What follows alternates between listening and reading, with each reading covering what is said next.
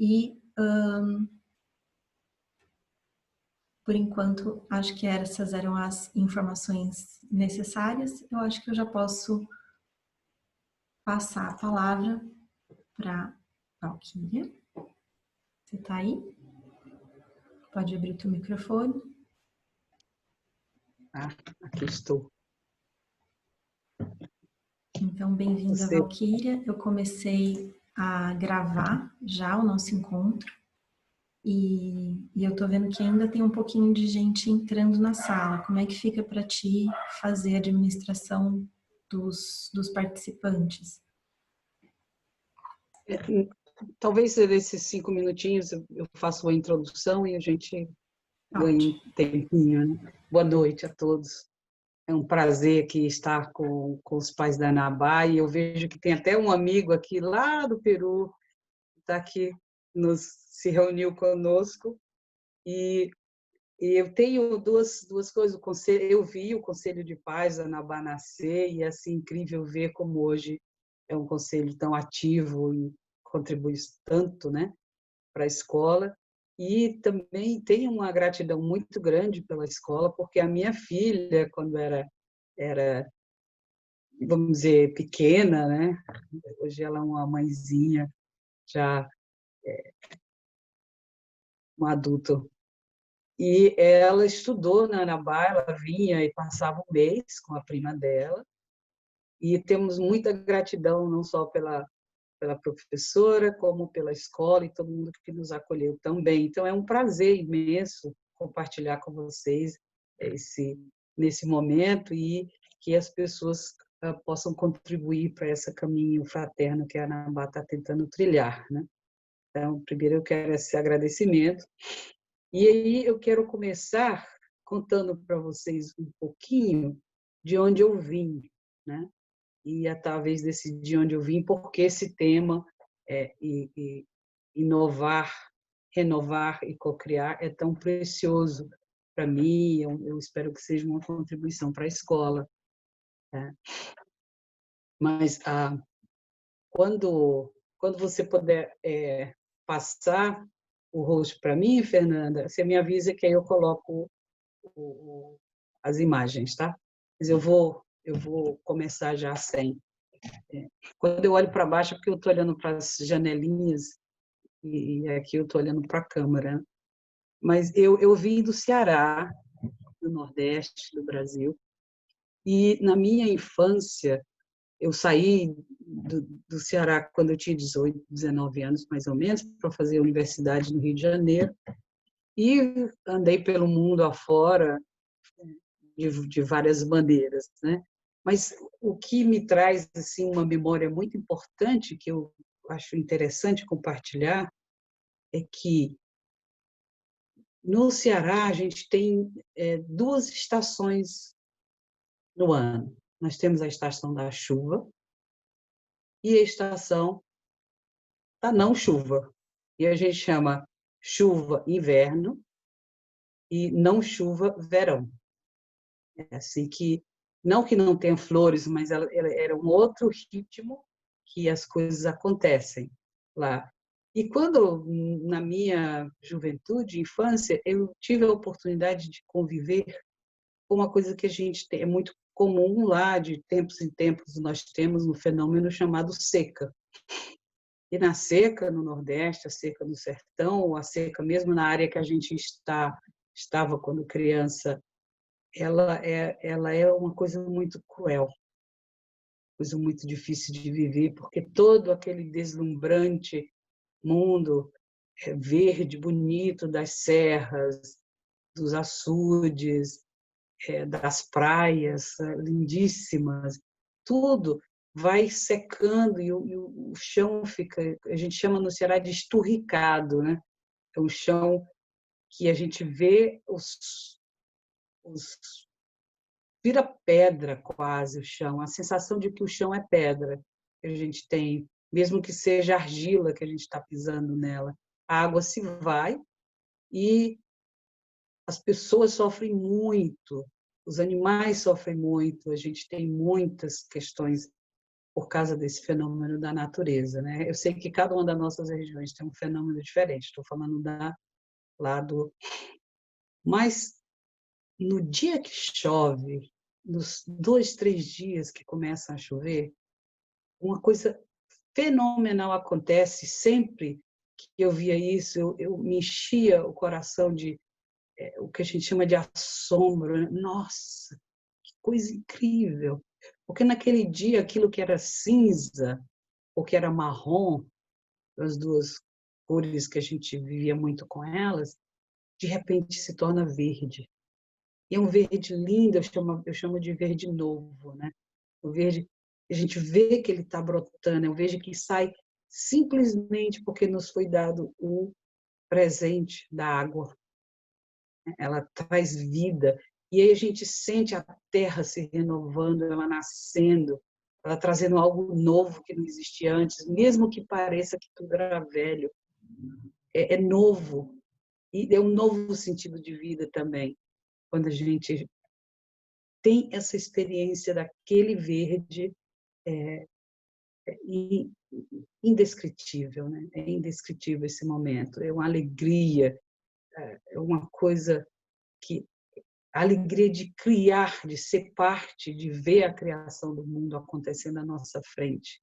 É isso que me traz, né? Enquanto que eu morei nos Estados Unidos muitos anos e vivi lá, tem 4 estações. E a gente sai do inverno para a primavera. E o verde também surge, ele é novo também, mas o que traz são as cores, cores assim incríveis que toda a natureza, e aqui em Florianópolis a gente tem isso também, de cada um de sua maneira. Mas é outro momento em que você vê aquele branco que predomina tudo, branco e cinza, e de repente a água vai,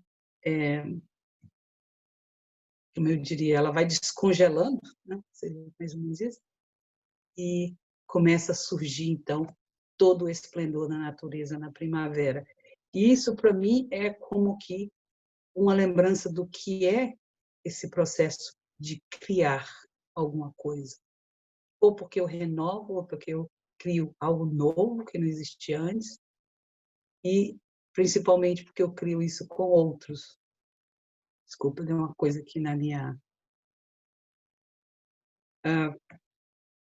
Então, isso me remete, Fernanda, quando você puder passar a minha vida, isso me remete à questão da criança quando nasce, né? Do nascimento, daquele momento mágico, aquele momento sublime que a gente tem, que a criança nasce. Vocês, a maioria são pais, eu acredito, tem alguns professores, não sei, mas lembram quão incrivelmente importante quando você olha para a criança e você vê que ali tem um ser especial, ali tem um ser humano que não é uma coisa, ele não é algo divino mesmo que veio e nos foi entregue nas nossas mãos para fazer o nosso trabalho.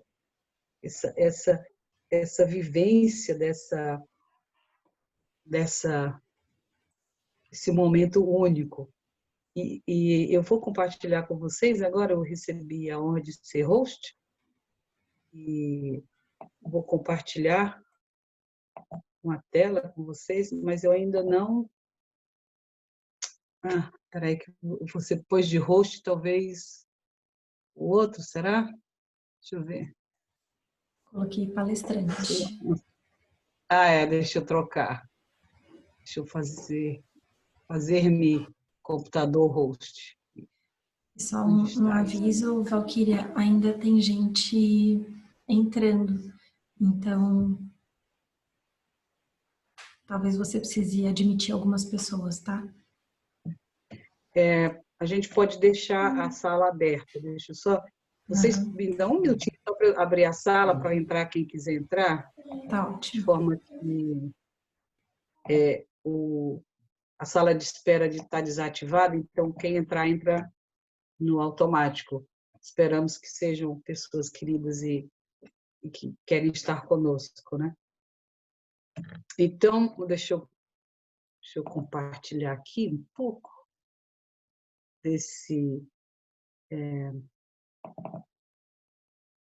queria, na verdade, não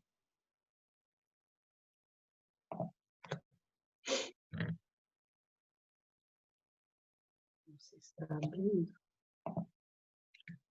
Vocês estão conseguindo ver? Já apareceu? Sim, a gente já tá vendo a tua tela. Bom.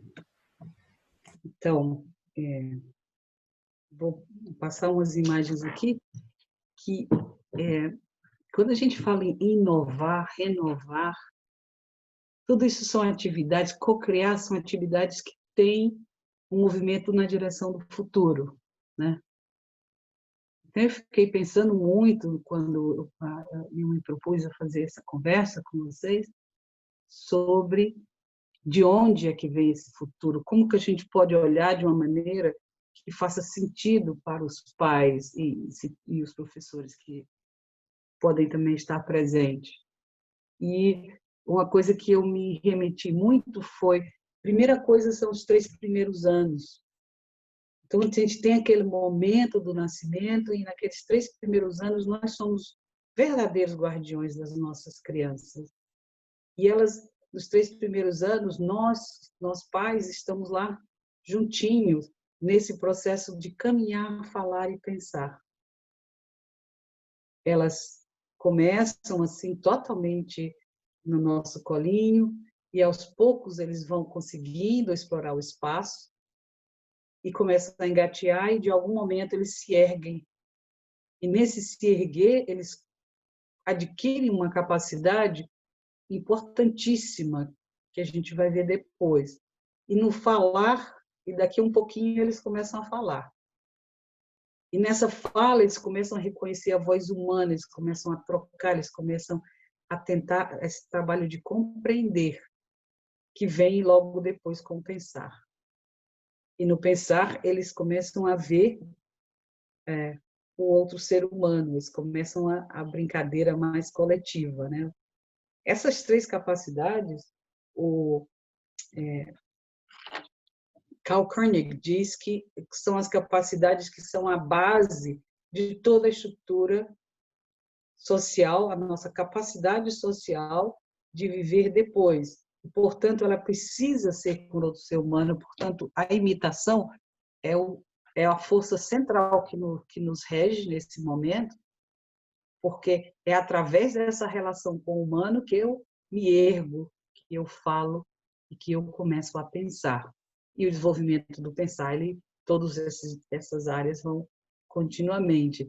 E ele coloca que a base da nossa vida fraterna, da nossa vida de acordos, da nossa vida de liberdade espiritual, propriamente dita, ela vem dessas faculdades iniciais que a gente estabelece. Então, já nos 3 primeiros anos, a gente vê aí as sementes da vida social que vão vir. E aí elas crescem. Na infância, até os 7 anos, elas são imitadores intensos e elas trabalham, elas desenvolvem os hábitos educados, hábitos que formam uma base para esse pensar se elevar mais lá no ensino médio. Essa capacidade adquirida na infância se torna a capacidade ela se transmuta, é como se fosse uma metamorfose para se tornarem pessoas livres. Então, o ensino infantil e todo o que a gente faz no brincar, no correr, no subir, no cozinhar, e tudo são como que fundamentos para esse livre pensar no futuro, né? E aí nós temos a idade escolar, e a idade escolar eles vivem muito a experiência da autoridade amada com o professor de classe, que vai mudando do 6º ano em diante, são relações novas vão se estabelecendo, e no 8º ano eles já têm uma condição bem diferente. Vocês veem aqui, são os meus alunos da aula de marcenaria, nós estudávamos marcenaria, eu ensinava, e eles pintaram toda a área da marcenaria com um trabalho artístico fenomenal, que só no 8º ano a gente consegue, né? Essa parede, são 4 paredes, eles fecharam 3 paredes de trabalho. Então, eles já têm aqui uma capacidade de criar e de pensar, e esse trabalho, esse sentimento educado que a gente trabalha com eles, eles acabam desenvolvendo na capacidade de igualdade, de perceber o direito do outro e o direito próprio. Essa é uma capacidade que vem a partir desse trabalho que nós fazemos na idade escolar, não passou.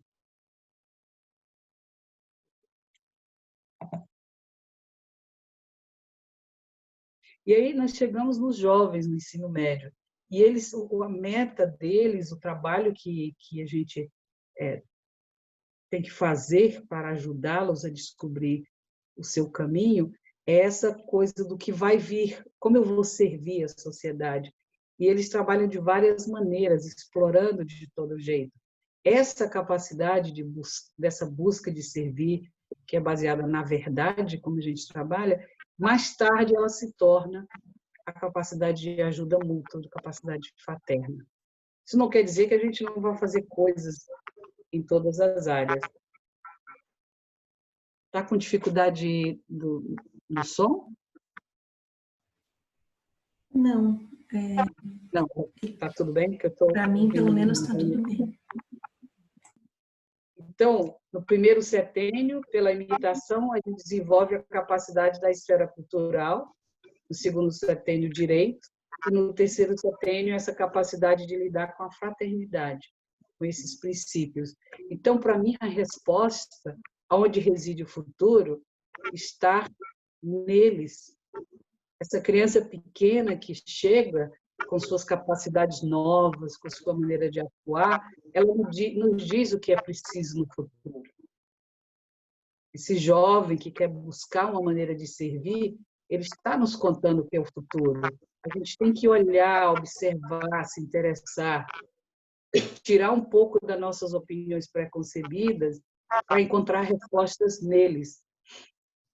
E com isso eu não quero dizer que nós vamos deixá-los fazer o que eles querem, não dar limite, não é isso. Trata-se da nossa relação com eles atingir um nível em que a gente, conhecendo o ser humano e como ele se desenvolve, olhe para nossas crianças e nelas consiga encontrar as respostas para aquilo que nós temos que fazer como inovação, como renovação e como cocriação.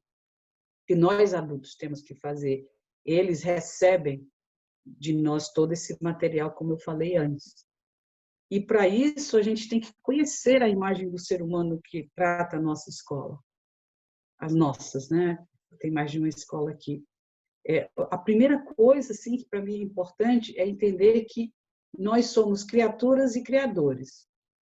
Nós fomos criados por Deus e nós temos a sua imagem e semelhança. Então, nós somos criadores também, co-criadores com todo o cosmos. E no nosso processo de criação, a gente traz, muitas vezes, destruição. A natureza, hoje, ela é muito diferente porque nós a destruímos para construir algo novo. Nós inovamos continuamente. Quanto mais a gente desenvolve como ser humano, mais a gente cria coisas novas. E aqui tem assim essa intimidade da relação do Criador conosco, né? Que é um respeito, uma coisa assim, a gente olhando esse detalhe daquela a foto da cestina, né? Quando eu fui para a Catedral de Chartres, eu fiquei muito tocada quando eu vi a, a, a, a entrada, né, o portal da criação.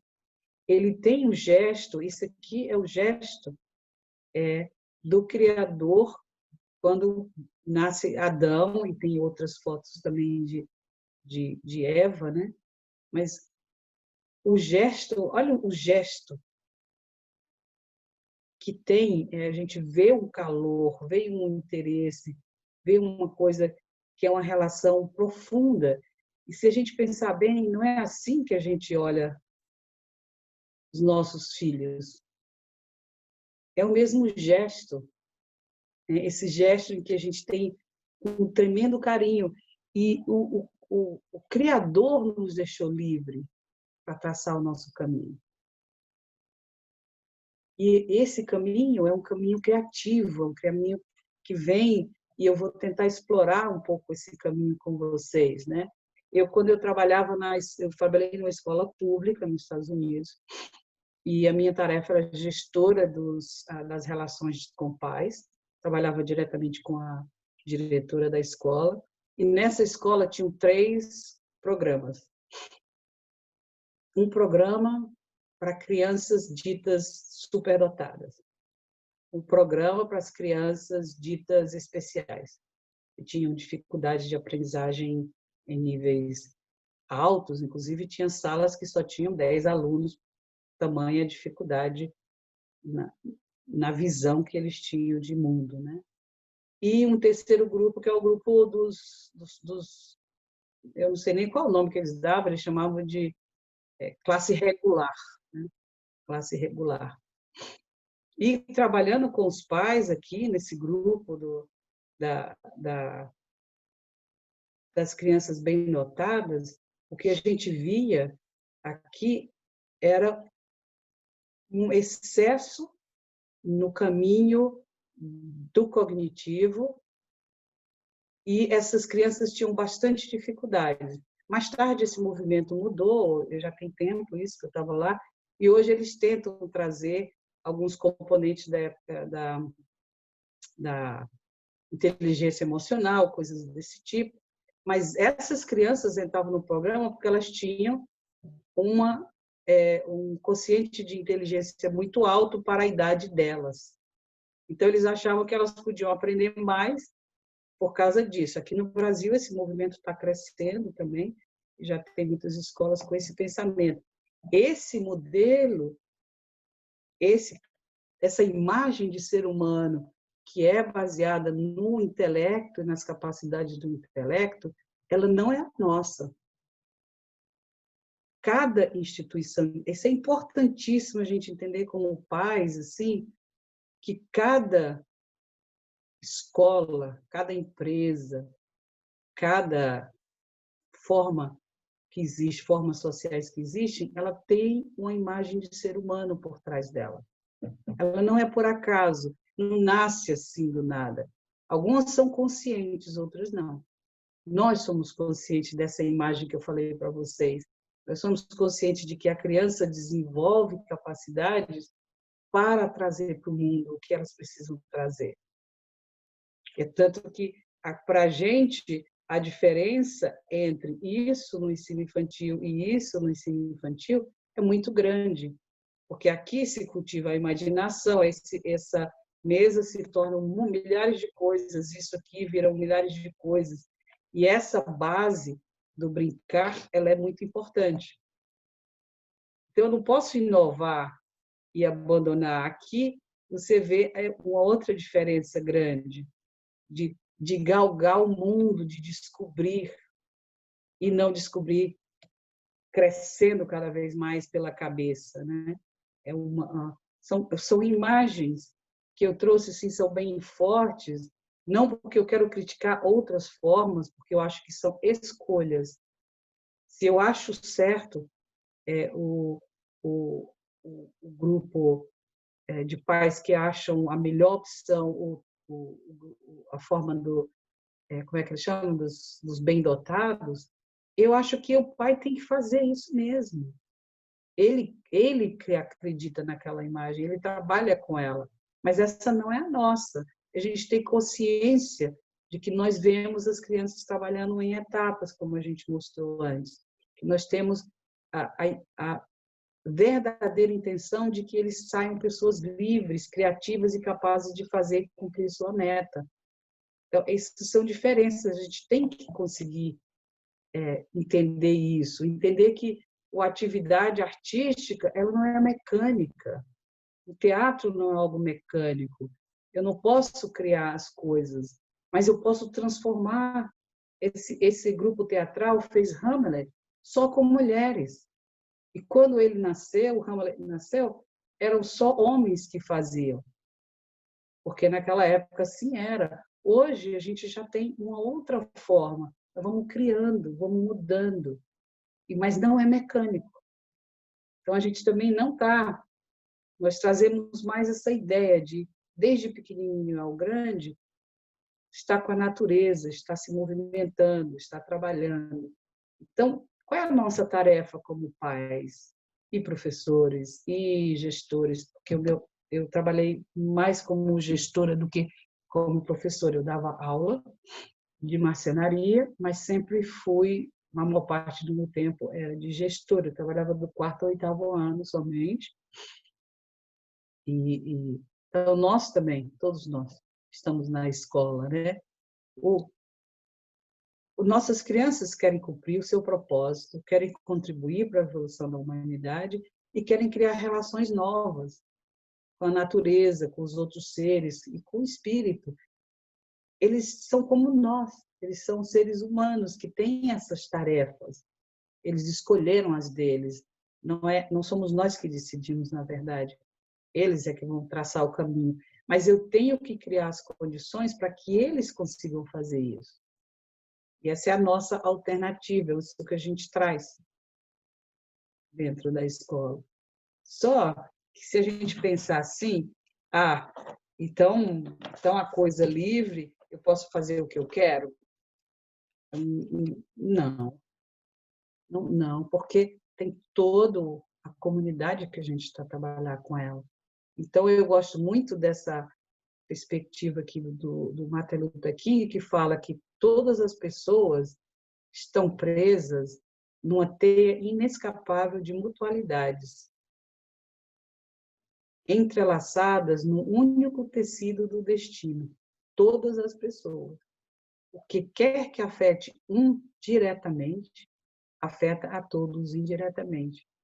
Então, não é suficiente que a minha criança esteja bem, ou que a minha sala esteja bem, ou que a minha escola esteja bem. A gente precisa que todas as nossas escolas, porque eu sou muito a favor de uma união das escolas para apoiar o movimento Waldorf, de uma união dos pais dentro de uma escola, com os professores, para a gente criar o que precisa criar.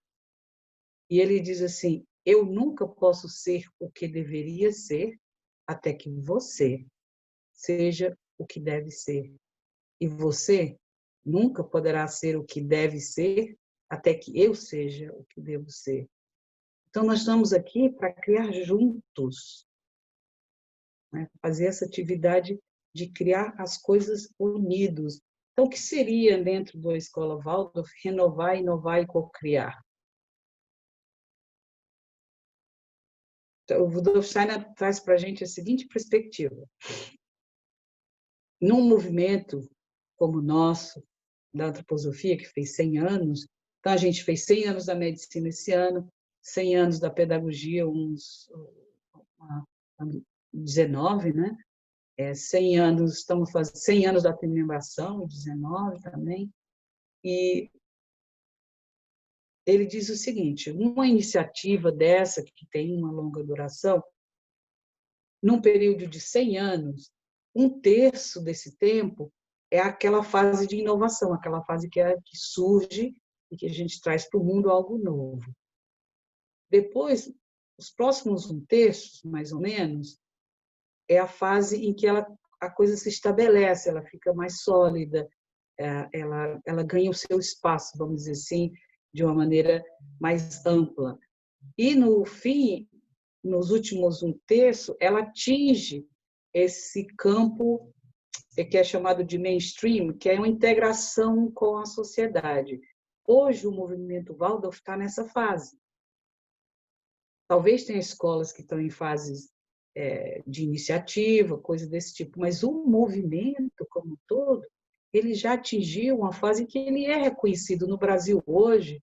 A federação já é considerada, acho que de a terceira, quarta grupo de associação de escolas que pode até começar a influenciar políticas, né? Então, é importante, a gente chegou nessa fase em que está no mundo. E aí ele diz, se você não renovar esse movimento e o seu impulso espiritual, se você não se reconecta com esse impulso espiritual profundamente e renova tudo isso que já veio de antes, ele morre. Então, o que a gente pode até ter uma metodologia que fique aí nesse mainstream, nesses grupos gerais, por muito tempo. Mas isso não quer dizer que a gente está e continua trazendo a essência da pedagogia, que é essencialmente espiritual. Então, não é só um método. O método é só uma pequena parte de tudo isso. Então, esse risco que a gente tem hoje com a trimembração e com a Escola Waldorf é algo que a gente tem que olhar com muito carinho, porque chegou o momento de renovar, de inovar e de co-criar. Esse pensamento do Steiner vem através de uma lei social, que ele chama de lei social básica, e uma coisa assim, importante sobre isso é que o Steiner traz para a gente um leque de leis sociais que são como eu diria assim,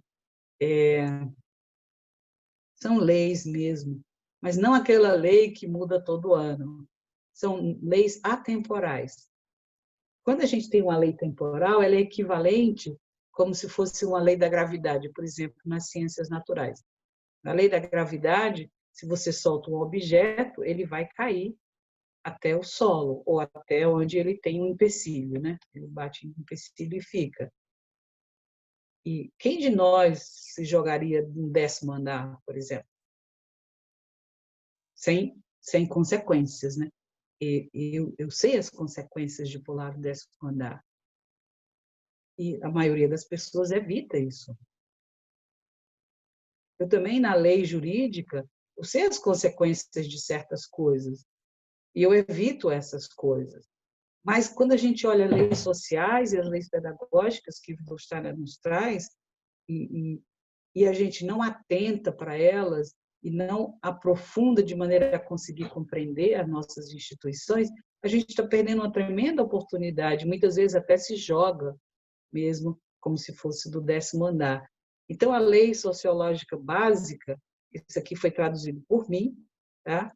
Ela é de 1889 e ela fala desse desenvolvimento que a gente viu antes, da maturação da sociedade, como ela funciona.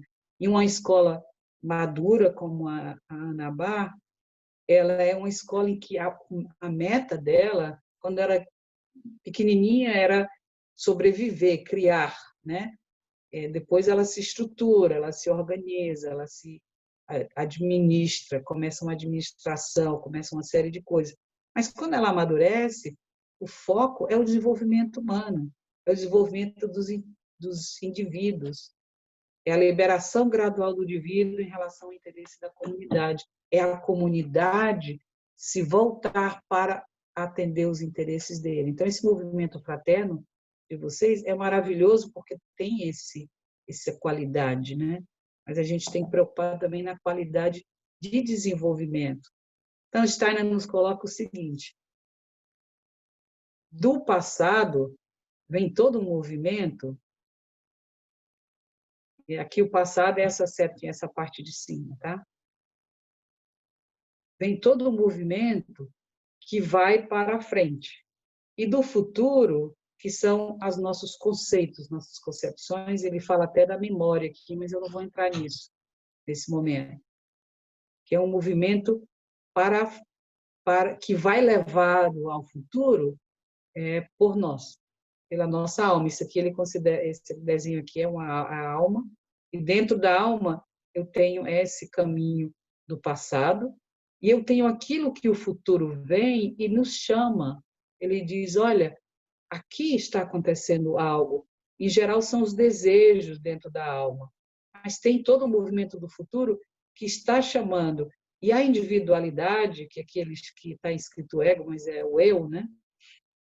Ela entra, então, em contato com esse chamado do futuro e tenta responder com as suas ações.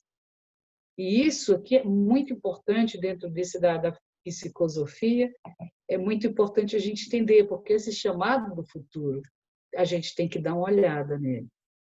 E a Cecília Meirelles faz isso assim maravilhosamente bem, e ela nos coloca esse verso que eu vou tentar trabalhar com vocês agora, que é: renova-te, renasce em ti mesmo, multiplica os teus olhos para verem mais. Multiplica, desculpa, que tem um si aqui, tá errado, tá? Multiplica os teus braços para semeares tudo. Destrói os olhos que tiverem visto. Cria outros para as visões novas. Destrói os braços que tiverem semeado para se esquecerem de colher. Ser sempre o mesmo, sempre outro, mas sempre alto, sempre longe e dentro de tudo. E o que tem, então, nosso tema? Exatamente, ela fala assim, exatamente, parece até que ela é uma antropósofa, né? Porque é incrível como que eu vou, o que é renovar? Renovar é fazer ficar como novo, é alterar para melhorar. Mas a melhor maneira assim que eu vejo, e eles colocam como sinônimo reestruturar, reformar, regenerar, reorganizar. Eu acho que não é isso é muito simples, é bem mecânico. Quando a gente lê o que a Cecília Meirelles traz, a gente entende um pouquinho mais. Não se trata de regenerar simplesmente.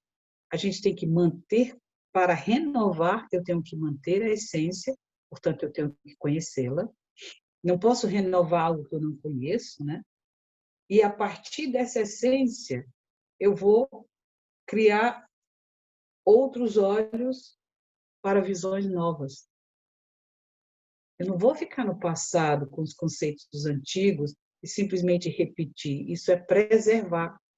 Preservar é manter aquilo que já tinha antes. No Egito, eles preservavam o corpo, todas as matérias, todas as coisas que as pessoas possuíam.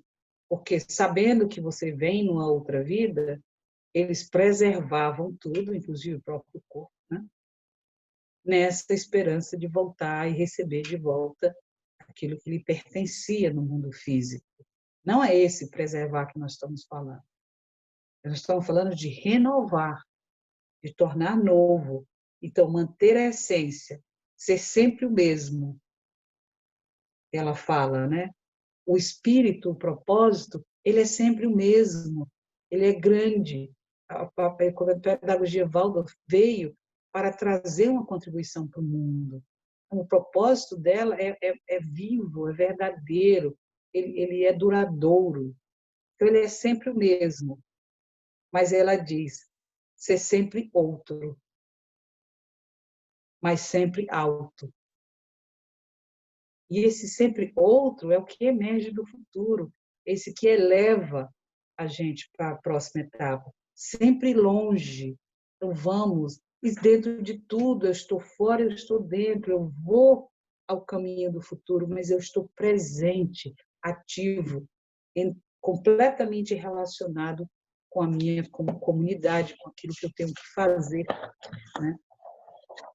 E para mim, essa perspectiva de renovação da Cecília é uma coisa assim que dá um caminho para a gente entender e renovar.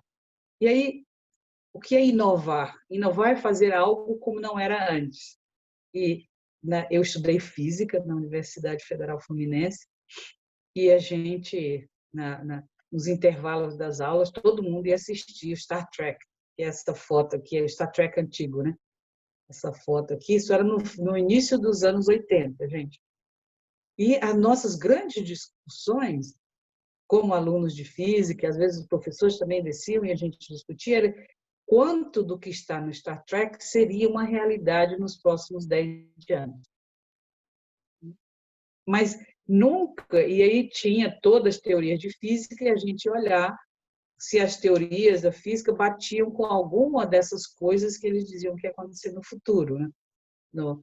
E quem imaginaria isso aqui, vocês estão vendo isso aqui? Para quem não conhece, porque vocês são bem mais jovens, né? Isso aqui era um trocinho que no começo eles batiam a mão e era como se fosse um telefone, se comunicava com a central, com o Enterprise, eles se comunicavam um com o outro, às vezes todo mundo ouvia, às vezes só a pessoa ouvia, era só esse toquezinho aqui.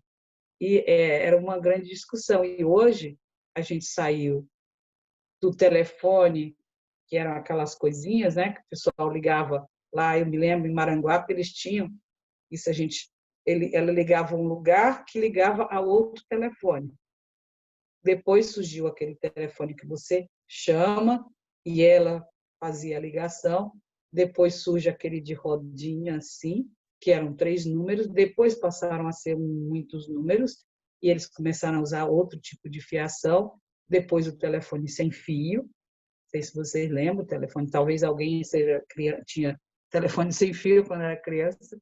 E hoje nós temos o celular, que é praticamente um equipamento individualizado, como aqui, e tem pessoas que têm uma coisinha que põe aqui e já tem experimentos para colocar um chipzinho com outro dentro do, não sei, algum lugar aí para colocar. Essas coisas que a gente estudava naquela época sobre inovação eram muito fortes, muito interessantes. Mas inovar do ponto de vista dos estudiosos de inovação, tem uma inovação do desenho industrial, que trabalha com a luz, com o tempo e a forma, e tem a inovação mais tradicional, que hoje que eles classificam em 3 tipos. Uma incremental, aquela que você melhora, melhora, melhora ao pouco. Uma que é mais radical, que coloca a gente numa situação em que você usa tecnologia e coisas desse tipo para ter um grande impacto, ela busca um grande impacto.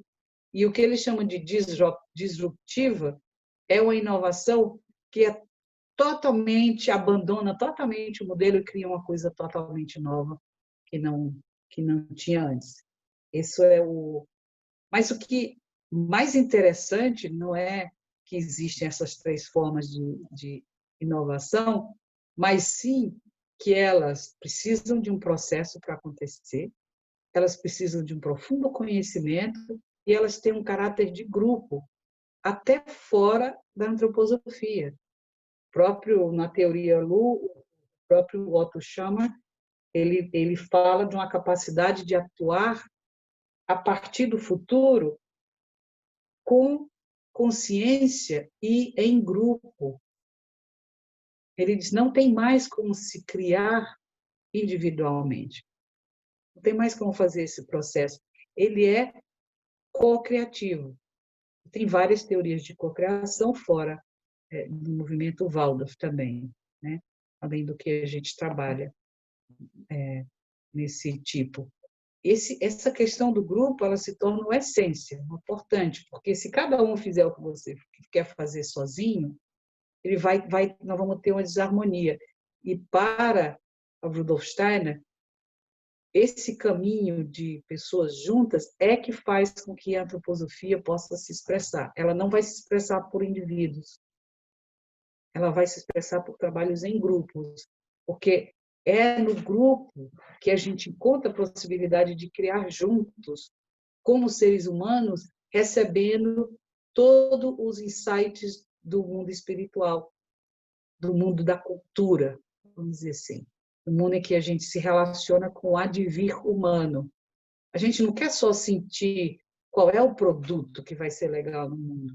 Nós queremos saber o que as crianças precisam para que elas tenham as condições de atuar no mundo no futuro, em liberdade. Essa é a nossa pergunta para a gente entrar no processo de cocriação, inovação e renovação. E para isso a gente conta realmente com essa imagem, uma imagem muito querida que a minha irmã me ofereceu, e que ela fala que, desculpa, tem um errinho aqui, porque onde estiverem 2 ou 3 reunidos em meu nome, aí estou eu no meio deles. E a gente tem esse fenômeno, ao mesmo tempo que a gente tem a pandemia, e que a gente olha e diz assim, nossa, mas é tudo tão inseguro. tá tudo, eu não sei o que vai ser o futuro. Quando voltam as aulas? Tem máscara, não tem máscara? Sei lá, tem aquelas perguntas todas, né? Que a gente fica convivendo com elas. Mas é isso a essência mesmo dessa pedagogia? Ou é perguntar o que essas crianças, dentro desse cenário que a gente tem hoje, o que elas precisam? O que uma criança de 9 anos, que está no Rubicão, uma de 12, que está passando por toda a sua mudança, ou uma que está no ensino médio, com todas as suas perguntas sobre o mundo, querendo atuar, querendo fazer diferença no mundo, o que eles precisam? E como a gente se adapta a essa situação toda? Mas eu acho que é mais do que adaptar, é renovar, recriar. As condições estão dadas. Então, quando a gente fala a inovação que ele chamou aqui anteriormente, vou ver qual é o nome, radical, nós fomos colocados numa situação em que radicalmente a gente tem que lidar com essa tecnologia dentro da sala de aula. Radicalmente eu tenho que transformar a minha relação com os pais, ou os pais com os professores, ou os professores com os pais. Eu sempre falo professor porque eu penso mais nesse caminho do gestor pedagógico, do professor. Mas que relação é essa? Ela é nova. Ela deveria ser nova. Ela precisa se transformar em algo novo. Não basta mais deixar tudo na mão dos pais, deixar tudo na mão dos professores. De manhã eu cuido, de tarde é teu. Não pode isso mais. Porque agora a gente tem que fazer isso junto. Então, isso é uma oportunidade. A gente foi colocado numa situação em que, tipicamente, acontecem inovações. Que é uma drástica, como eu diria, um drástico momento em que se coloca uma tecnologia que a gente nem conhece muito, né? Tem muitos professores que não conhecem tão bem, muitos pais que também não conheciam. E a gente tem que lidar com isso. Isso é uma forma, é um push, um empurrão para a gente conseguir fazer. Então, para a cocriação, ele é um trabalho coletivo, ele tem processos conscientes e ele exige um profundo conhecimento do ser humano. Desculpa, antes de passar para isso, eu vou falar duas coisinhas. Como que a gente pode cocriar? Né? Como que a gente faz isso?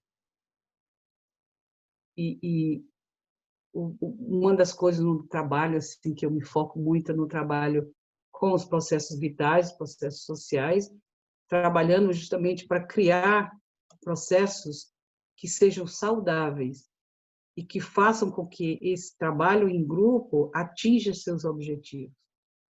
Então, nós precisamos de processos realmente conscientes. Tem outros processos também que podem ser adotados, mas eu estou falando desse porque eu trabalho muito com ele. E a gente tem que trabalhar com essa questão de criar confiança, mutualidade, trabalho coletivo, tudo isso que precisa.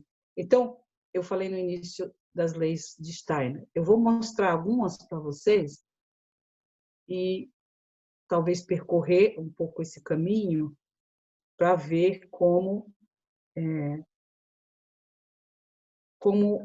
se suscita alguma discussão. Não sei se a gente vai ter tempo, né? Não sei qual a estrutura ainda. Mas se a gente tem leis espirituais que são tão válidas quanto as leis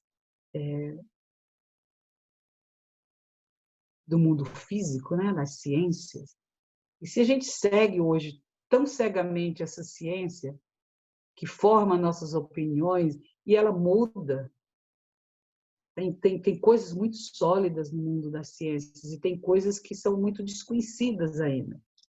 E a gente segue, assim, quase que cegamente essas decisões que são feitas por aí, baseado em coisas que a gente nem sabe. E a gente tem leis atemporais que o Rudolf Steiner nos traz, que buscam a saúde social e nos deixa em liberdade. Eu não tenho que seguir o Deus ciência, o Deus presidente, o Deus, outros, não são nem deuses, né? Eles são instituições, vamos dizer assim. Isso não estou querendo dizer, não usa máscara, volta às aulas de qualquer jeito. Não, a gente tem que fazer o que está socialmente saudável, o que a lei traz, vamos seguir tudo direitinho para esse retorno, né? Mas a gente não precisa parar aí, gente. Não precisa ficar parado nisso. A gente pode criar internamente coisas que atendam a essas crianças, né? Que a gente olha. Como é que eu faço isso? A gente olha para as leis de Steiner e ele nos dá um guia. Então, você pode até dizer, isso não é prático, mas não era prático o telefone. Você sabe o que diziam na época que ia surgir o telefone? Isso é um absurdo. As pessoas precisam falar umas com as outras. Não vai ajudar em nada. E hoje o telefone é simplesmente uma coisa que é parte da nossa vida. E as pessoas não deixaram de se falar, não deixaram de se encontrar, não deixaram nada disso. Elas continuaram a sua capacidade social desenvolvendo. O que se dizia do telégrafo, o que se dizia do correio, tudo é que isso não é prático, isso não serve para nada. Então, o prático não necessariamente é algo tangível. O prático é aquilo que eu consigo desenvolver através desse processo inovador. Então, ele coloca assim um desafio para a gente, a lei fundamental. Ela diz que quanto mais eu trabalhar para servir, e quanto mais as minhas necessidades vierem a partir do trabalho do outro, mais fraterno é a nossa vida social, mais bem-estar, ele fala, o bem-estar. Né? O bem-estar de um grupo de pessoas depende disso. Vendo aqui, o bem-estar. Então, e ele diz, quanto mais eu fizer isso, menos, e ele nos deixa totalmente livre. Eu escolho o nível de bem-estar da minha comunidade. Eu posso trabalhar, pensar, criar formas em que a gente faça isso. Eu vou dar um exemplo, só para vocês terem uma ideia. Não é bom ler, não? Ler. Quer que eu leia a lei?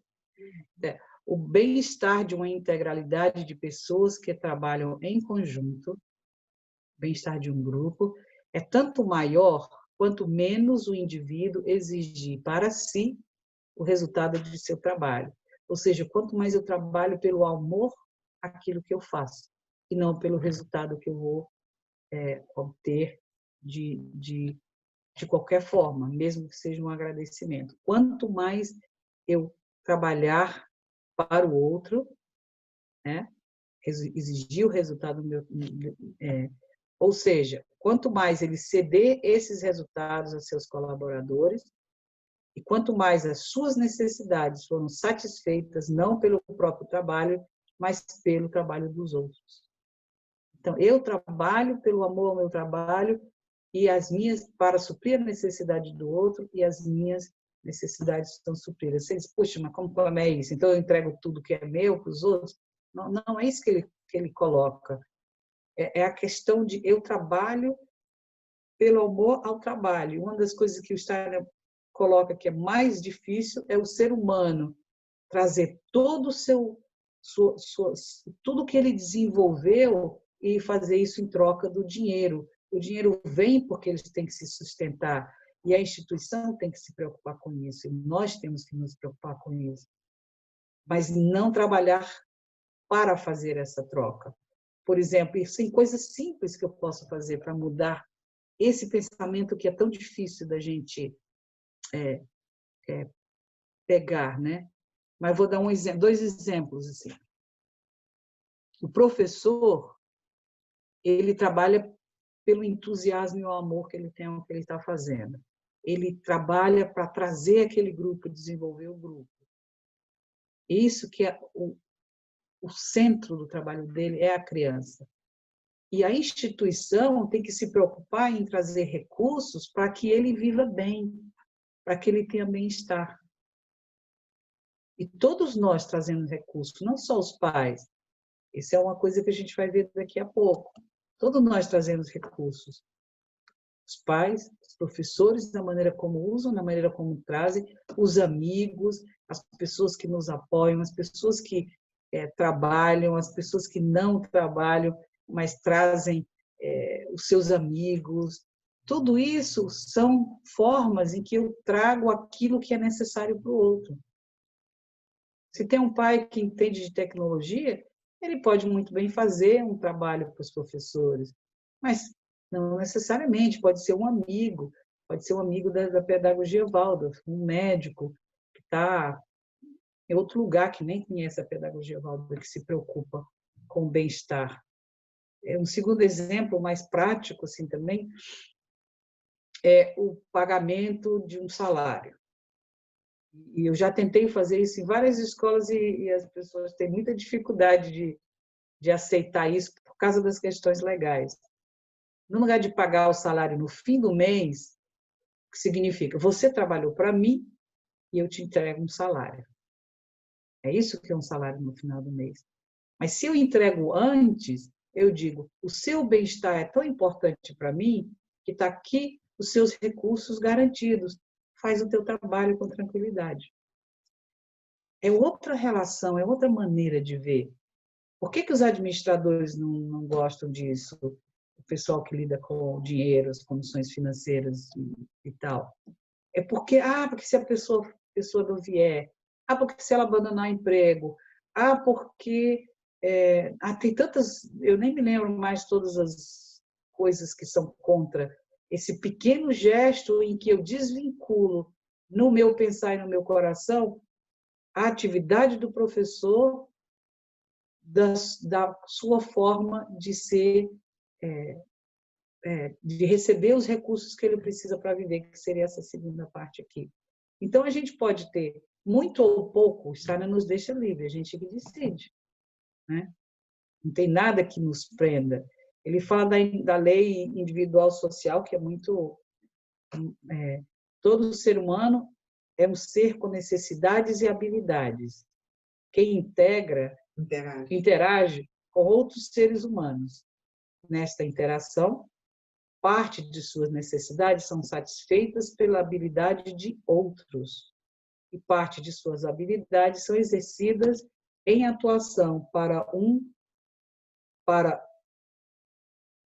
ou com outros seres humanos.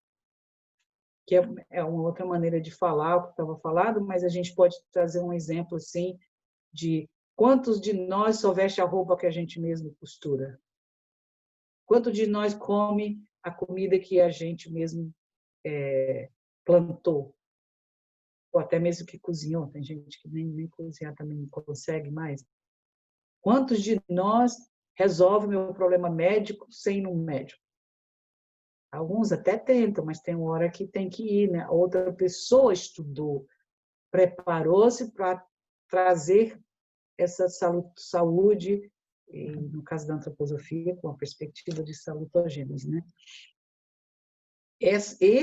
Essa capacidade, habilidade, capacidade humana adquirida por outros, eu preciso para que eu possa desenvolver aquela capacidade humana que eu preciso desenvolver e não ter que fazer tudo. Então, essas coisas são atemporais, isso vai existir sempre no mundo. E aí tem a trimembração, que é muito conhecida. E a trimembração coloca que aqui o Steiner nunca escreveu literalmente a trimembração, tem vários postulados que são feitos de maneira diferente a partir de obras diferentes dele, né? Então tem uma grande variedade muito interessante, mas o Chris Schaeffer coloca que a saúde de um grupo, instituição ou sociedade é tanto maior quanto mais este trabalho com os princípios, este grupo trabalha com os princípios da liberdade na vida cultural, igualdade na vida dos direitos e responsabilidade e fraternidade ou irmandade, né, na área do trabalho ou vida econômica. Então, E isso é um postulado que Steiner coloca, e eu posso trabalhar mais ou menos. Eu posso olhar para tudo isso de uma maneira íntegra ou não. Isso são escolhas. Mas uma coisa que a gente sabe é que quando a gente não vê esse equilíbrio na vida, nas esferas, nas diferentes esferas, a gente vê a pobreza, a miséria, vê pessoas intolerâncias, vê o que a gente está vendo hoje com as situações seríssimas de como é que a gente diz, de fanatismo, né? Fanatismo religioso, fanatismo político, que levam a sérias consequências para os outros seres humanos. Então, a partir disso aí, de tudo isso, o Bernardo Liverwood é outro que traz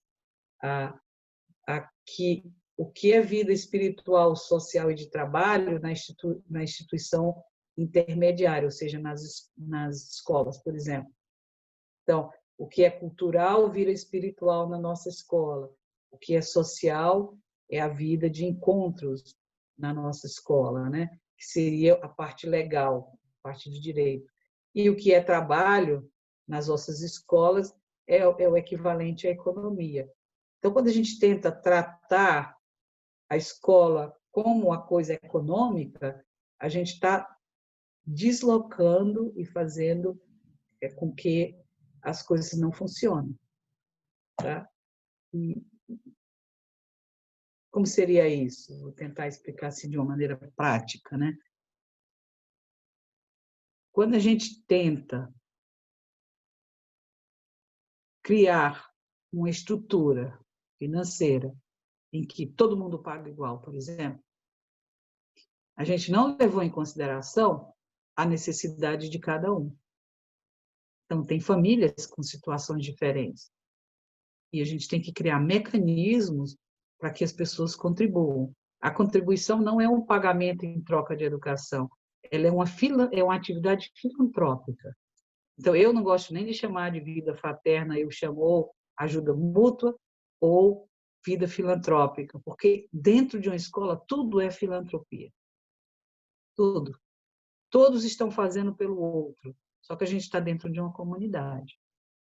Então, uma coisa para a gente começar a pensar, por exemplo, é como eu saio da lógica da mensalidade, da maneira como a gente pensa hoje, que é um pagamento, para tornar tudo isso uma atividade filantrópica, que aí ela está dentro do que é realmente o cerne da questão. Eu não posso pegar a economia e jogar dentro da escola, porque a economia faz produtos.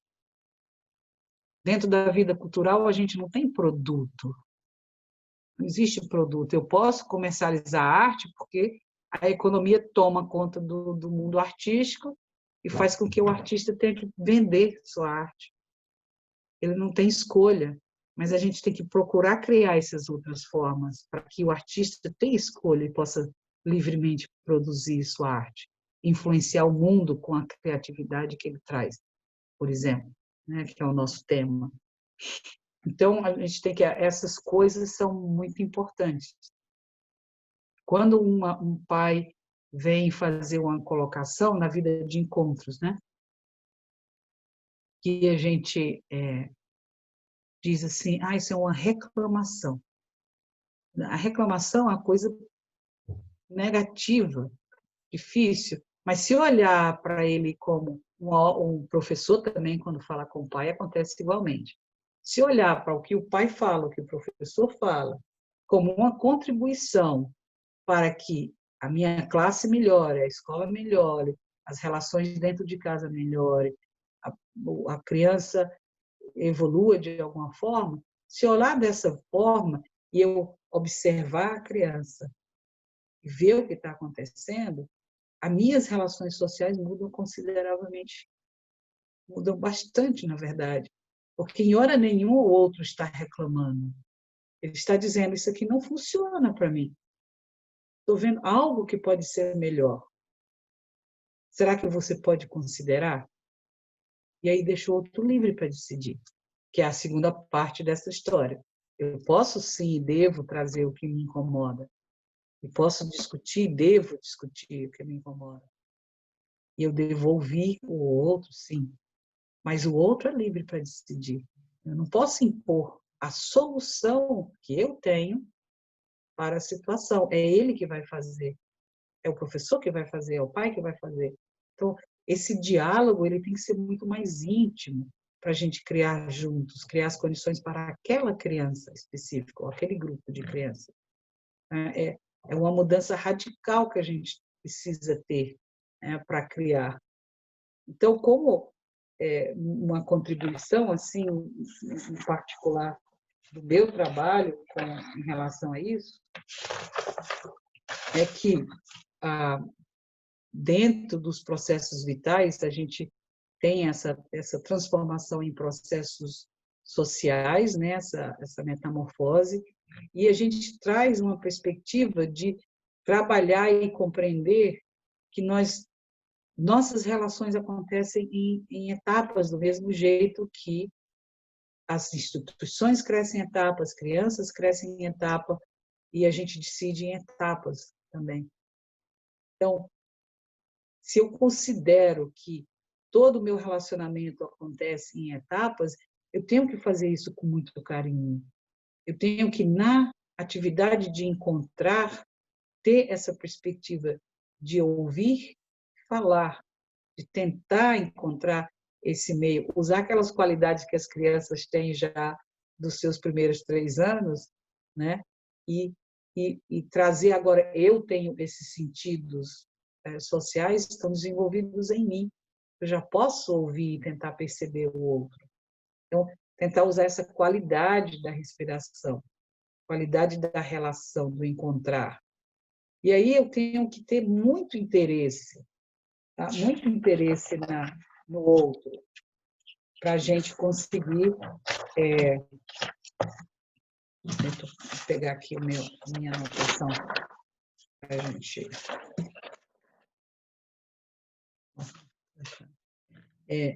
O interesse, esse calor que eu tenho que trazer para os meus relacionamentos é muito importante. Eu só vou descobrir, a criança só vai se revelar e me mostrar o futuro, o que eu preciso fazer agora para que o futuro seja modificado e acolha a essa criança, essa escola, essa instituição, se eu realmente tiver interesse nela, se eu realmente observar com calor. Se eu não tiver interesse, esfria, nem nada vai se revelar, as coisas só vão piorar. Se eu quero aprender com ela, para eu atuar, eu tenho que ter esse calor. Tenho que acolher o relacionamento professor-pais, por exemplo. Professor-escola, por exemplo. Professor-professor. E eu preciso, a partir daí, também me aprofundar, entrar fundo no que está acontecendo. Isso é muito observar, é trabalhoso. Observo, vejo como estão as coisas.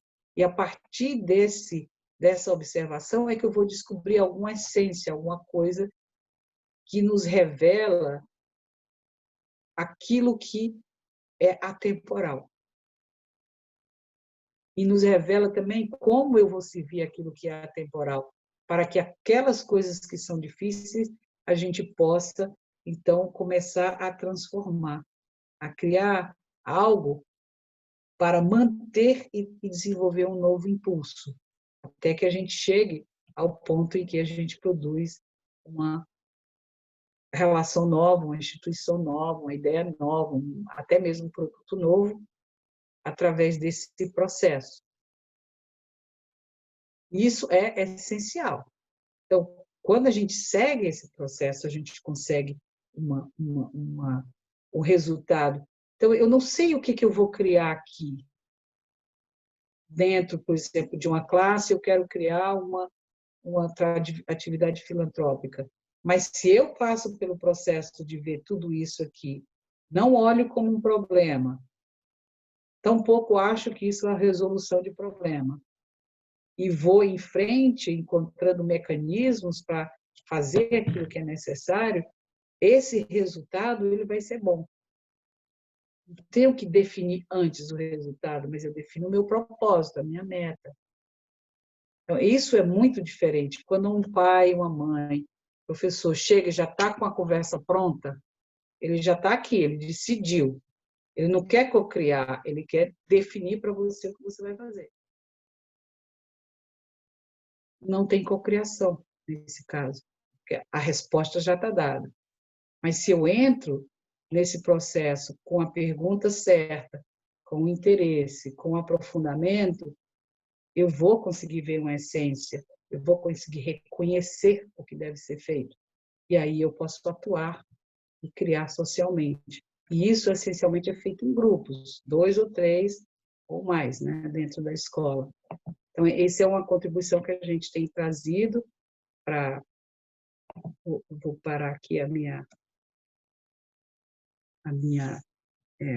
a fala para ver assim, se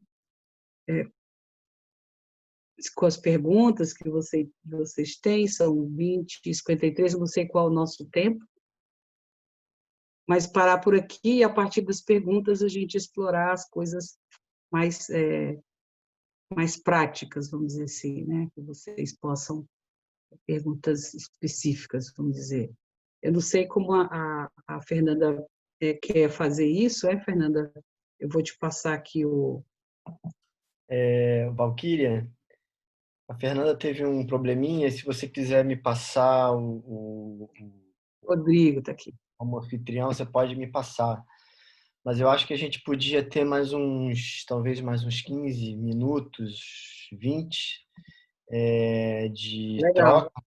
Isso, né? Para quem quiser perguntar ou quem quiser trazer alguma questão, a gente Tá, pode eu abrir. queria só dizer assim, Rodrigo, é porque eu podia trazer aqui um monte de fórmulas, olha, isso aqui dá certo, isso aqui dá certo, isso aqui dá certo, isso aqui dá certo, mas aí não ia servir para vocês.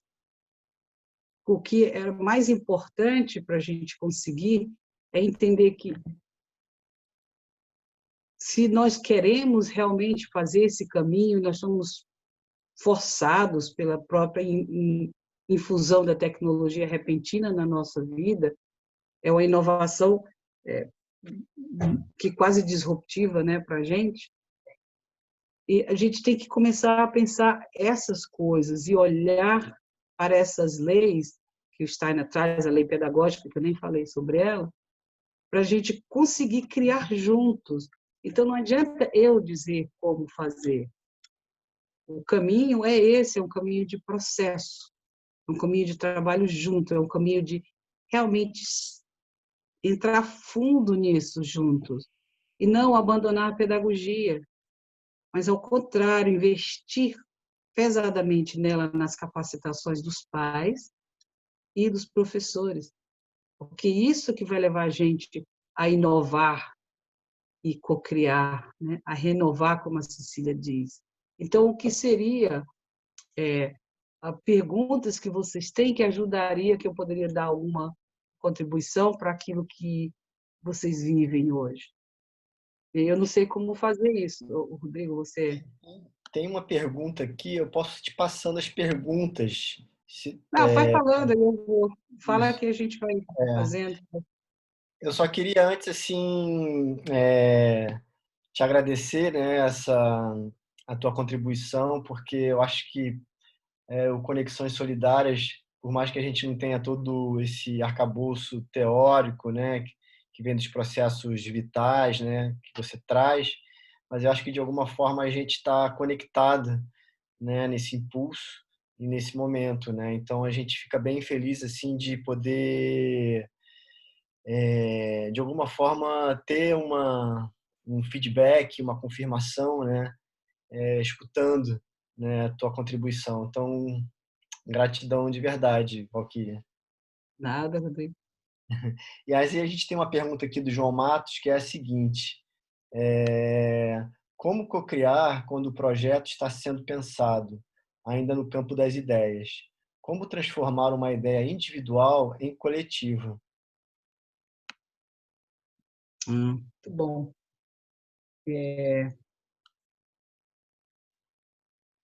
Eu diria assim, no processo de um grupo tomar uma decisão, a gente tem que criar um caminho. Então, vamos dizer, eu tenho uma ideia que eu acho maravilhosa. E aí eu tenho que olhar com quem eu gostaria de desenvolver essa ideia. Sozinha, uma empresa que eu vou fazer assim. Em geral, em empresas, a gente tende a caminhar bem mais sozinho, né? Eu tenho uma ideia e eu vou lá e crio, às vezes, junto a um grupo pequeno de trabalho. Já dentro na vida cultural, a gente procura pessoas que concordam com aquelas ideias e então a gente caminha juntos. E aí seguir, assim, seria uma outra palestra, né, em que a gente vai passando nesses passos, nos 7 passos, que são um pouquinho diferente que a gente coloca, mas o arquétipo é o mesmo, e aonde a gente cria essa possibilidade da criação coletiva. A criação coletiva ela envolve formar o grupo inicialmente, seria esse encontro do grupo, o primeiro passo, né? O segundo passo é esse conhecer um ao outro, esse tentar realmente aquecer e ter as relações para entender quem são as pessoas, como elas estão, o que elas buscam, fazer um alinhamento mesmo, a partir do interesse, desse criar um espaço como que o processo de atender com interesse é criar um espaço para que a relação desenvolva. Então, no caso de um grupo, criar o espaço para que esse grupo se relacione até mesmo com a própria ideia inicial. E aí fazer todo o detalhamento do projeto, né? E dentro da antroposofia a gente tem várias metodologias que são usadas e tem outras também que são muito boas, em que você vai criando toda a estrutura daquilo que você quer fazer. Olha os prós e os contras, olha de 12 maneiras diferentes, como Steiner diz, para que haja a iluminação e a ideia. Então, a ideia original, em geral, muda bastante na medida que as pessoas vão se encontrando e vão fazendo esse detalhamento, esse aprofundamento, essa análise, até que ela se torne uma ideia do grupo no 4º passo. E a ideia de todos. Quando a ideia é de todos, gente, ela tem uma força de realização no 6º, 7º e 8º passo, nos passos seguintes, né? É uma força de realização que é um negócio impressionante, porque ela é criada a partir de todo esse processo de juntar e criar uma coisa nova. É assim que acontece nas escolas, né? Muitas vezes, nas nossas histórias de escolas. Então, o primeiro é você encontrar realmente o grupo, e isso você faz conversando com um monte de gente. E dentro de uma escola, preferencialmente não ser a partir de crítica ou a partir de problemas, mas a partir do bem que eu quero fazer. E não ficar de ideia fechada, não encerrar a ideia, mas abrir a ideia. Ela é minha, eu entrego para o grupo. E aí o grupo trabalha a ideia e a gente tem uma ideia nova, que realmente é de todo mundo. E aí ela vai para frente sem imposição nenhuma. Nasce o novo. Nasce o novo, né? Vamos dizer assim. Suficiente? Tenho uma pergunta, Valquíria, que assim, talvez um pouco em cima do que eu e o grupo de pais, né, ligados ao Conexões Solidárias, talvez a gente esteja vivendo um pouco isso, que é como conseguir fazer com que as pessoas possam se engajar, né, numa ideia, né? Como engrossar esse caldo, né? Porque acho que esse é um desafio, assim, né? Quando você tem um novo projeto, né? Porque os pais, assim, né, Rodrigo, vou ver se eu consigo responder. Primeira coisa que me vem à mente, assim, é que os pais gostariam muito de oportunidades para se envolver dentro da capacidade deles e do tempo que eles têm para doar. Isso, e eu acredito tão piamente eu trabalhava, eu tinha uma filha, tinha 3 filhas numa escola pública em Nova York, e eu era da Conselho de Pais, né, de 2 dessas escolas. Então, a gente fazia um negócio chamado Street Fair, que é a gente fechava a rua inteira e botava produtos, brincadeiras, não é estilo como a gente faz o bazar, só que em escola pública é outro estilo, né? Que faz.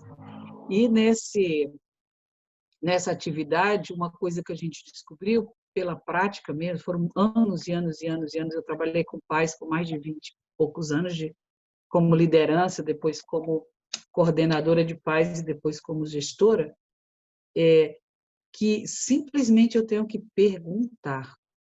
Mas não é perguntar com um e-mail. Eu tenho que ligar, eu tenho que me interessar pelo que está acontecendo com ele.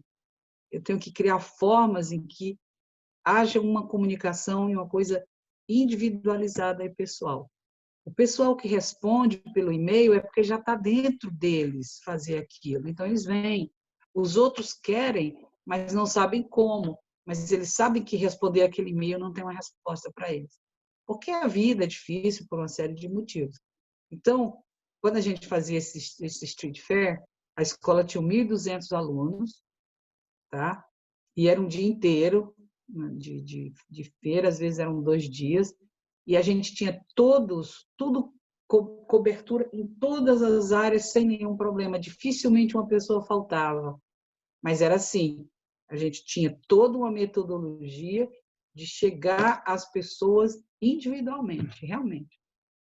E dizer assim, será, depois que passou aquela primeira leva que a gente pede o povo para se autoapontar, né? Eu vou ajudar na hora tal, na barraca tal.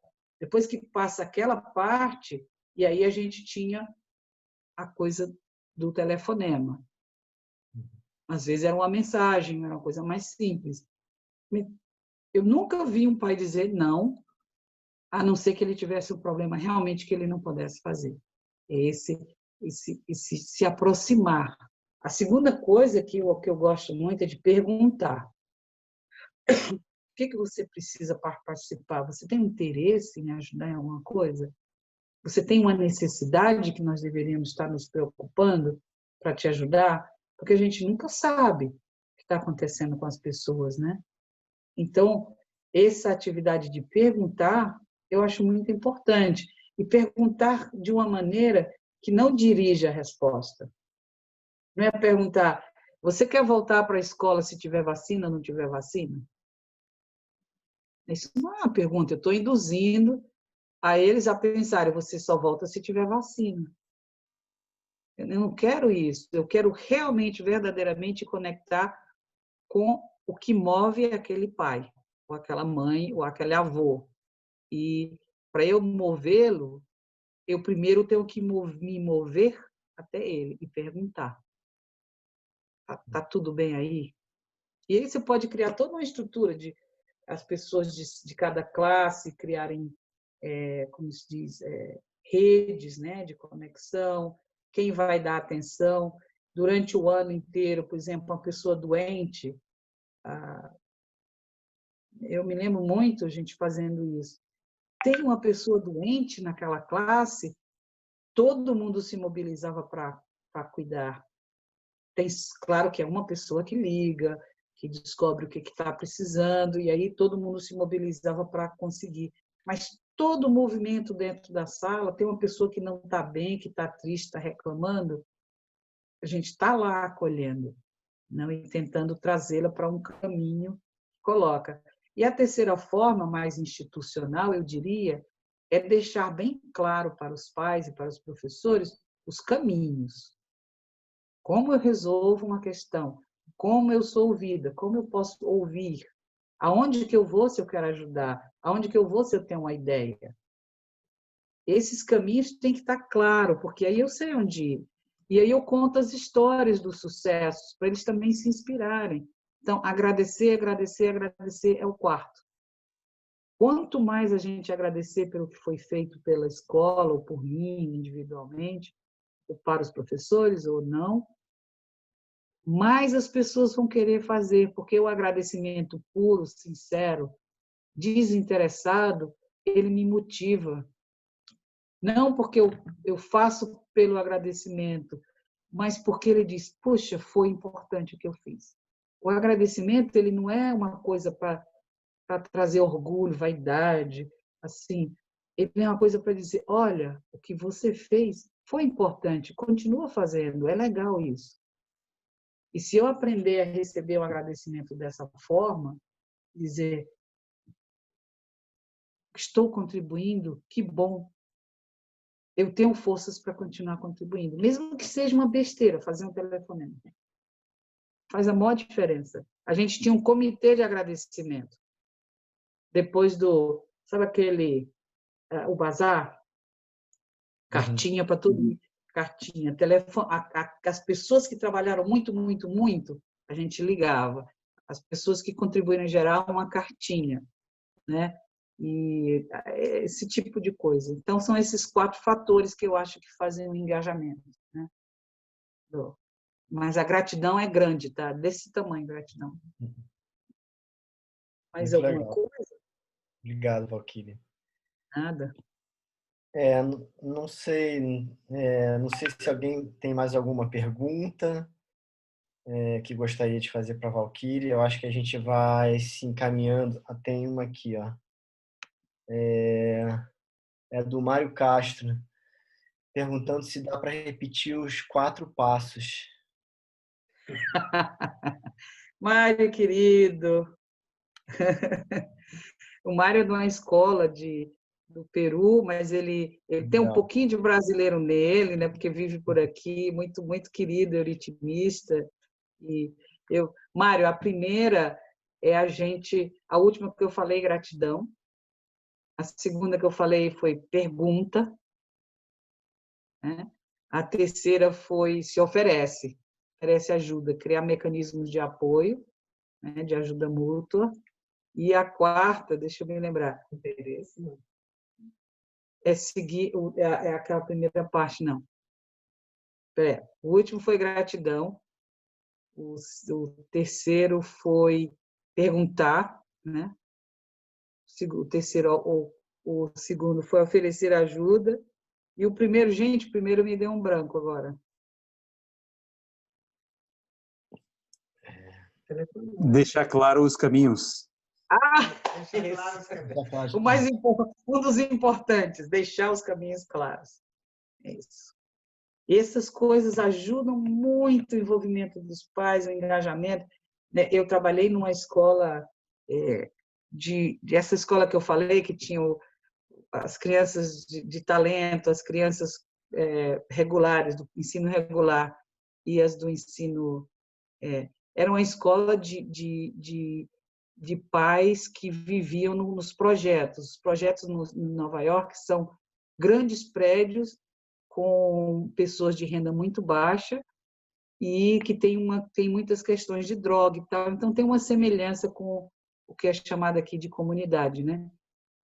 E era incrível que aparentemente, você pensaria que esses pais não vão se envolver, né? E era incrível como a gente conseguia a participação deles. A gente fazia um café da manhã, no primeiro dia de aula, com pranchetinhas em cima e dizia assim, vocês querem ajudar em alguma coisa? Vocês querem ajuda em alguma coisa? E nego escrevia lá, e aí a gente chamava e eles vinham. É incrível como é um gesto simples, como um café da manhã, e a conversa, e o bate-papo, quando a gente vê as pessoas estão engajadas, envolvidas e atuando, né?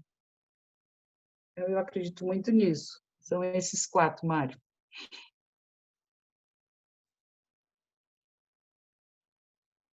Agradeço a todos, né? Já são 21h11, pela sua paciência em ouvir. Espero que tenha contribuído de alguma forma com a escola e os colegas que estão aqui que não são do Anabá. E estou sempre, sempre, sempre às ordens para o Anabá. É um prazer, um carinho imenso pela escola, muita gratidão, né, por todos. Se vocês puderem deixar assim uma palavrinha no chat do que vocês estão levando, uma coisa que é preciosa, isso aqui eu estou levando, eu acho que eu vou encontrar um jeito de usar, me ajudaria bastante. Põe no chat mesmo que depois a gente copia. Pode, né, Rodrigo, copiar? Eu acho que sim, sim, Valquíria. Eu queria pedir tua permissão se eu poderia, antes da gente fazer o fechamento total, a gente, de costume, a gente repassa aqui um pouco sobre o que vai acontecer na próxima palestra e também mostrar aqui os dados aí do Anabá para quem quiser poder contribuir. Então, eu só vou compartilhar a tela aqui um minutinho, tá bom? Enquanto as pessoas estão escrevendo aqui. Perfeito, obrigada. Obrigado também.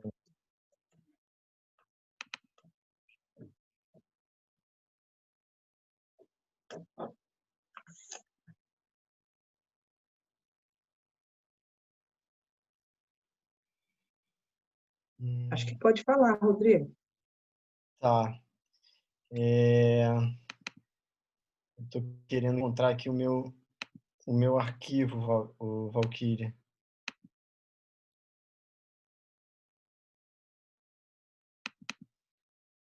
Bom, eu não estou conseguindo. Espera aí, acho que agora foi.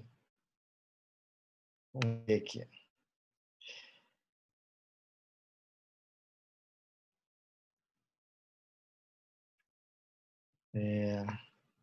Deixa eu só... Isso aqui é a apresentação passada, só vou vir aqui para os nossos dados aqui. Então, aqui são os nossos dados bancários, né? Quem puder contribuir, vai ser ficaríamos muito gratos, né? Para quem puder contribuir com a nossa causa, contribuir com o colégio, né? Vai ser muito bacana. Então, tem aqui o depósito bancário do Banco do Brasil, que você pode fazer pela conta do próprio colégio, ou o PicPay, se for mais fácil para você, tá? E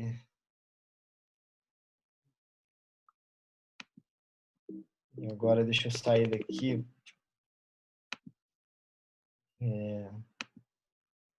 Pronto. Voltando aqui. E o nosso próximo encontro, então, vai ser no sábado. O tema vai ser a Lua como imagem astrológica da Mãe. Vão ser duas palestrantes. Uma é astróloga, se chama Maria Cristina Marques, junto com a Juni Martino. Elas são também são pedagogas Waldorf. E a Juni Martino também é uma jardineira do Guaimirim, tá? Então, o tema vai ser a Lua como imagem astrológica da Mãe. Acho que vai ser bem legal. Vai ser no sábado, às 10 da manhã. Tá todo mundo convidado. E aí, Valquíria, posso falar para você alguma das palavras que estão sendo ditas aqui?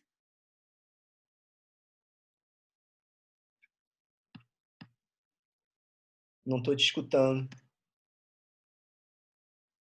Eu tinha desligado o microfone para não te atrapalhar. Sim, Tá. claro.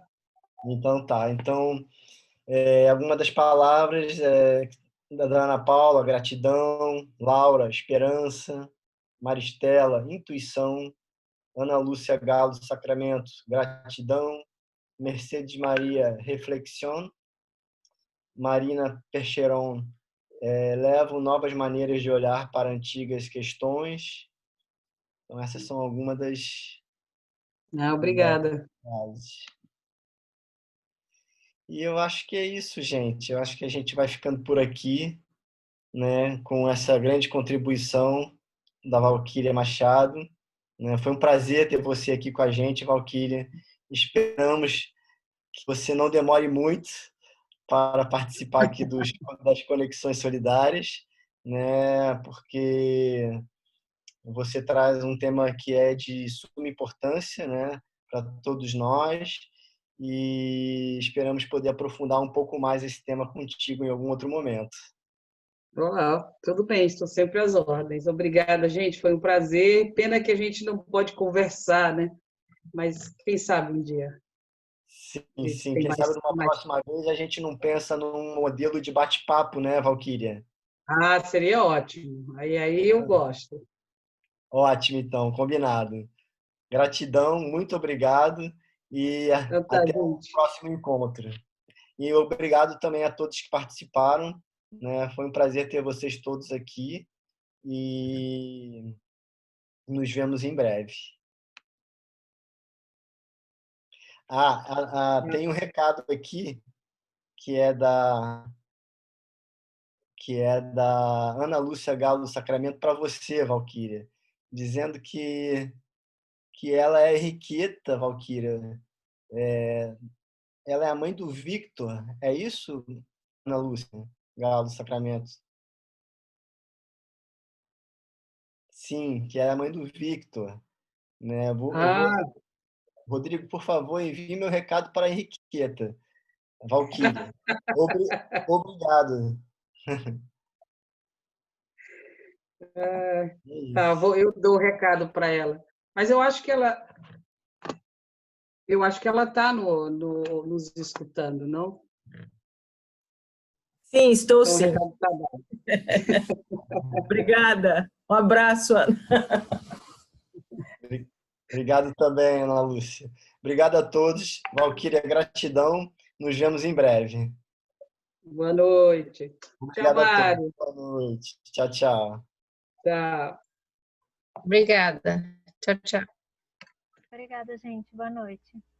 Tchau, Silvia. Tchau, Estou querida. sem luz, mas... Tchau, Silvia. Tchau. A Laura está aí, nem tinha te visto, Laura. A Fernanda teve um problema, né? A Fernanda teve um probleminha aqui, coisas de pais com filhos, Ah, e, tá. e aí eu assumi aqui. Então tá bom, gente. Vamos Tá, encerrar. obrigada, querida. Até a Depois a gente próxima. Tchau, conversa. tchau. Tchau.